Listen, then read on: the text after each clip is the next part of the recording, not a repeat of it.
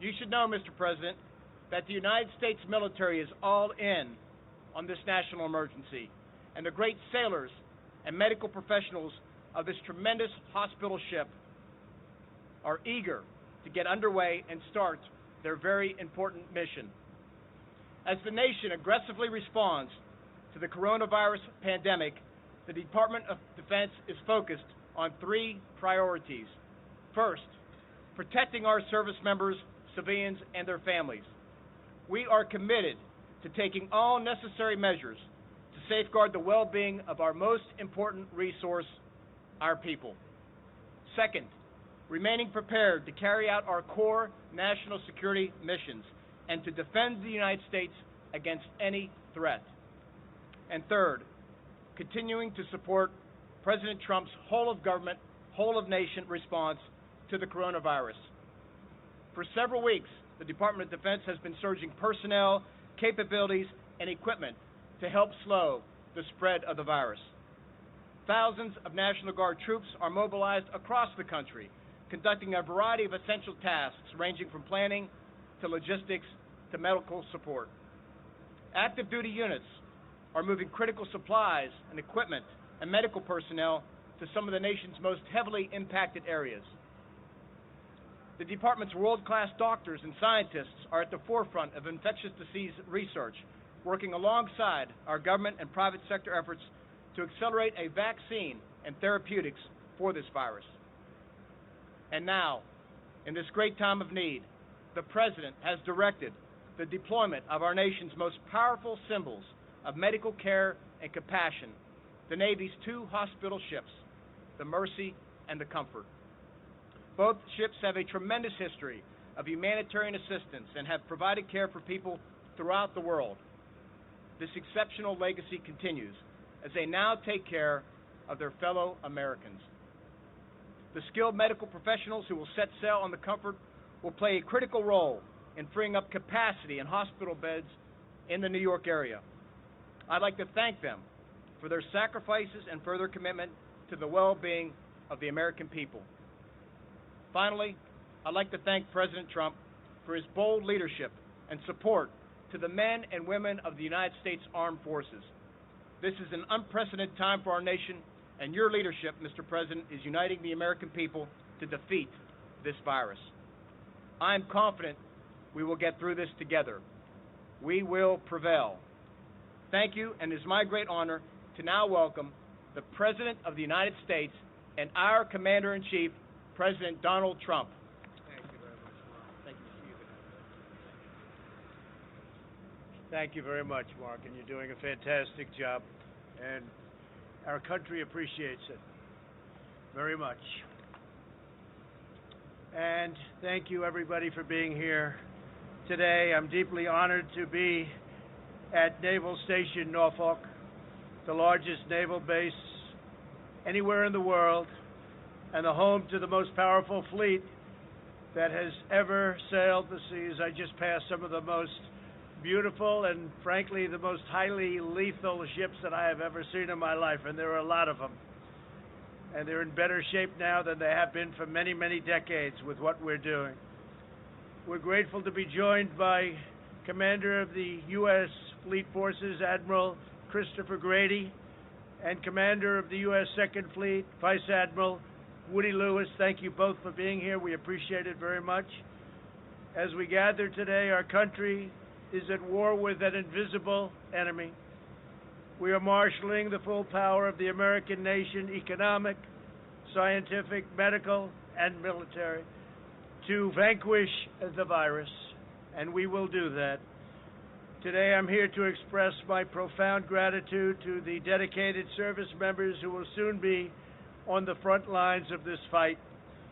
In a few moments, the crew of the Navy hospital ship USNS Comfort, which is really something, will embark for New York City, where they will join the ranks of tens of thousands of amazing doctors, nurses, and medical professionals who are battling to save American lives.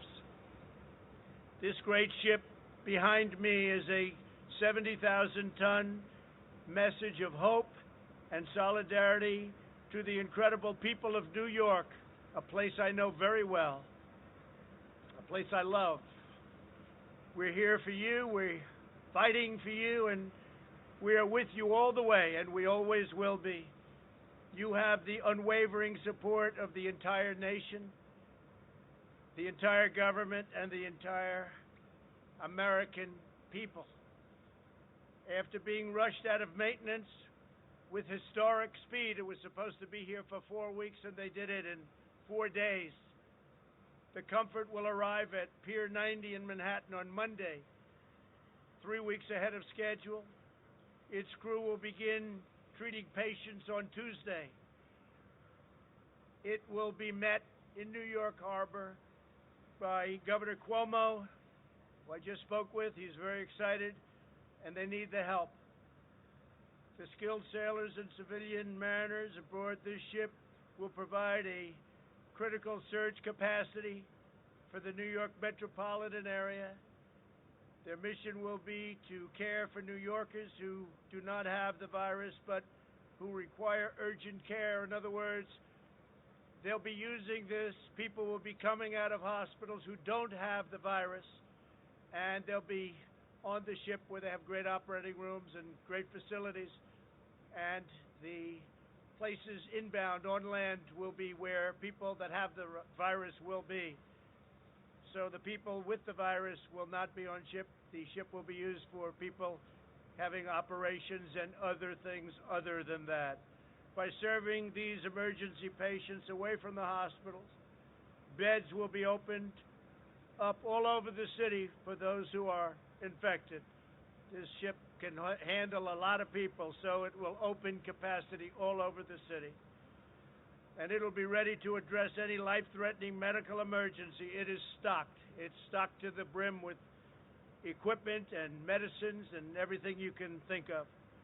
Importantly, by treating non-infected patients remotely on the ship, it will help to halt very strongly the transmission of the virus. The Comfort sister ship on the West Coast, the USNS Mercy, arrived ahead of schedule substantially in port yesterday. Governor Gavin Newsom was very thankful for it. They're working very hard in California. It's performing a similar mission for the people of Los Angeles and the people of California. As the USNS Comfort gets underway, it is fully loaded with 12 operating rooms, and they are fully equipped. 1,000 hospital beds, a medical laboratory, a pharmacy, an optometry lab, digital radiology, a CAT scan, 2 oxygen-producing plants, and a helicopter deck, which will be used very actively. It also bears our military's greatest weapon of all, a crew of nearly 1,200 outstanding members of the United States Navy, and I thank them very much. Among the sailors departing today are some of the finest doctors, nurses, technicians, orderlies, and medical staff anywhere in the world. These are true professionals, and no one performs better under pressure when lives are on the line. These are incredible people. We will stop at nothing to protect the health of New Yorkers and the health of the people of our country in their hour of need. I also want to remind everyone about the CDC's latest guidance. If you are from the New York metropolitan area and you travel elsewhere, we need you to self-quarantine for 14 days to help us contain the spread of the virus. And I am now considering, and we'll make a decision very quickly, very shortly, a quarantine, because it's such a hot area, of New York, New Jersey, and Connecticut. We'll be announcing that one way or the other fairly soon. This does not apply to people such as truckers from outside the New York area who are making deliveries or simply transiting through. It won't affect trade in any way. The Army Corps of Engineers and FEMA are racing to build temporary hospitals, which are now completed, by the way, in record time. 4 hospitals 4 medical centers, and in speaking with the governor this morning, we're giving them an additional 4 large tents, which they need very badly. And the emergency medical stations in New York are top of the line. You have them in not only New York, but in California and Illinois. We'll be adding some to other states also. I've empowered our nation's governors with the resources to call up the National Guard and authorize the activation of ready reserves. 2 big words, ready reserves. FEMA has shipped or delivered 11.6 million N95 respirators, 26 million surgical masks, 5.2 million face shields, and a lot are being made of all of the things I just named right now. We have millions and millions of new medical items being made as we speak and purchased. 4.3 million surgical gowns, 22 million gloves, and 8,100 ventilators. We have moved rapidly to mobilize every instrument of American power. This week I invoked the Defense Production Act to compel General Motors to carry out federal contracts for ventilators, and I think they're going to do a great job. I have to say that. We're also working with the major ventilator companies in the United States, all big-name companies, all companies that do ventilators, so they won't need extra time, and they're gearing up, and they'll be working 24 hours around the clock, and they have been. They've been doing a fantastic job to accomplish a historic ramp-up, and a ramp-up in the kind of numbers that we're talking about. And if we make too many, that's going to be okay, because I spoke with the Prime Minister of the UK yesterday, Boris Johnson. He tested, as you know, positive. And before I even was able to get a word out of him, he said, I said, how are you doing? He said, we need ventilators. The UK needs ventilators. A lot of countries need ventilators badly. It's a tough thing to make. It's a very complicated and expensive piece of equipment. I would say more so than a car. You're talking about expensive, complicated equipment. So I hope we soon will have enough that we can help other countries with ventilators. A lot of countries need them. In the next 100 days, America will make or acquire 3 times more ventilators than we do in an entire year. We are so geared up. At Boeing, Ford, Honeywell, 3M, Haynes, and other great American companies, factory floors and manufacturing lines are being converted to produce the respirators, protective masks, face shields, and other vital equipment, and those companies have been amazing. And Boeing is giving us their cargo moving planes. They're the biggest cargo movers anywhere in the world, and we're going to be using them to ship certain types of equipment to various states. Hundreds of millions of Americans are also making tremendous sacrifices on the home front in a historic drive to support our great workers and businesses. I signed into law the single largest economic relief package in American history. You saw that yesterday. The $2.2 trillion, and think of that, $2.2 trillion, but it goes to $6.2 trillion depending on what we decide. This legislation delivers job retention loans for small businesses to help them keep workers on payroll, expanded unemployment benefits, and direct cash payments to American citizens. And these are very substantial payments. A family of 4 will be getting approximately $3,400.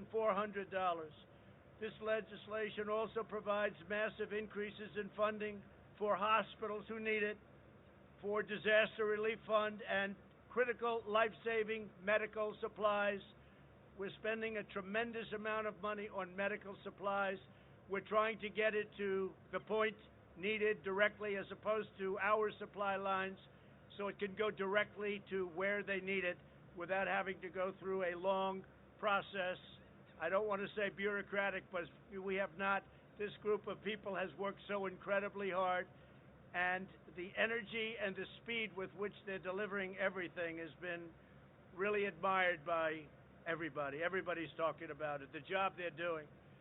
My administration has also taken action to suspend federal student loan payments. So we're suspending And that means suspending, in every sense of the word, student loan payments so that the students that are not able to take advantage of what's going on, obviously, for obvious reasons, the payments suspended. We've temporarily stopped federal evictions and foreclosures. We've postponed tax day until July, which is a big thing, first time that's happened, and waived regulations to speed new treatments to the market. And we have new treatments coming on rapidly. We're doing very well, we think, with vaccines, and we're doing very, very well with, hopefully or potentially, cures. We're looking at a lot of different alternatives, a lot of different medicines. That would be game changer. The battle in which we're now engaged has inflicted many hardships on our nation and our families, tremendous hardship on some families, and much death, much death. But through it all, the world has witnessed the unyielding resolve of our incredible American people. We are not only a country of vast resources, we're a nation of colossal strength, towering spirit, soaring patriotism, and exceptional character, and you're showing it to the entire world. At this moment, there are 151 countries throughout the world that are under attack by this horrible, invisible enemy. 151 countries. And we're in touch with a lot of them. Our professionals are the best in the world. But who would ever think 151 countries are under attack? We are one family bound together by love and loyalty, the eternal traits so perfectly embodied by the extraordinary men and women aboard the ship and the men and women at this beautiful, scenic, but really tough base. This base is something, thank you very much, this base is something very, very special. With the courage of our doctors and nurses, with the skill of our scientists and innovators, with the determination of the American people, and with the grace of God, we will win this war, and we will win this war quickly, with as little death as possible. And when we achieve our victory, this victory, your victory, we will emerge stronger and more united than ever before. We are going to be at a level of preparedness in case something like this should ever happen again, and God willing it won't. But we are prepared. What we've done in building systems, we're now the #1 tester anywhere in the world by far. We're testing more in one day than other countries are testing in weeks and months. We've learned a lot, and I cannot be more thankful to the American people, and I can say this, and I can say this from the bottom of my heart. I am very proud to be your president. Thank you very much, and God bless you all. Thank you. Thank you very much.